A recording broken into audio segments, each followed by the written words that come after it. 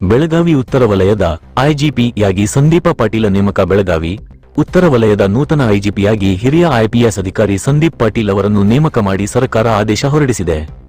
ಚೇತನ್ ಸಿಂಗ್ ರಾಥೋಡ್ ಅವರನ್ನು ವರ್ಗಾವಣೆ ಮಾಡಲಾಗಿದ್ದು, ಇವರಿಂದ ತೆರವಾದ ಸ್ಥಾನಕ್ಕೆ ಕರ್ನಾಟಕ ರಾಜ್ಯ ಮೀಸಲು ಪಡೆಯ ಐಜಿಪಿಯಾಗಿರುವ ಸಂದೀಪ್ ಪಾಟೀಲ್ ಅವರನ್ನು ರಾಜ್ಯ ಸರ್ಕಾರ ಬೆಳಗಾವಿ ಉತ್ತರ ವಲಯದ ಐಜಿಪಿಯಾಗಿ ನೇಮಕ ಮಾಡಿ ಆದೇಶ ಹೊರಡಿಸಿದೆ. 2004ನೇ ಸಾಲಿನ ಐಪಿಎಸ್ ಅಧಿಕಾರಿ ಸಂದೀಪ್ ಪಾಟೀಲ್ 2004ನೇ ಸಾಲಿನ ಐಪಿಎಸ್ ಅಧಿಕಾರಿ ಸಂದೀಪ ಪಾಟೀಲ ಇವರ ಹುಟ್ಟೂರು ಬೀದರ್ ಜಿಲ್ಲೆಯ ಔರಾದ್ ತಾಲೂಕಿನ ಕಮಲನಗರ. ಕಾಶಿನಾಥರಾವ್ ಪಾಟೀಲ್ ಹಾಗೂ ವಿಜಯ ಪಾಟೀಲ್ ದಂಪತಿಯ ಪುತ್ರ. ವಕೀಲರಾಗಿರುವ ಪೂನಂ ಪಾಟೀಲ್ ಅವರ ಪತಿ. ಅಪರಾಧ ಪ್ರಕರಣಗಳ ಪತ್ತೆದಾರಿಕೆ ಹಾಗೂ ಕಾನೂನು ಮತ್ತು ಸುವ್ಯವಸ್ಥೆ ನಿರ್ವಹಣೆಯಲ್ಲಿ ಸಿದ್ಧಹಸ್ತರು. ಬೆಳಗಾವಿ, ಮಂಗಳೂರು, ದಾವಣಗೆರೆ ಹಾಗೂ ಬೆಂಗಳೂರು ಹೀಗೆ ಕೆಲಸ ಮಾಡಿದ್ದ ಸ್ಥಳಗಳಲ್ಲಿ ಮೈಲಿಗಲ್ಲು ನೆಟ್ಟಿದ್ದಾರೆ.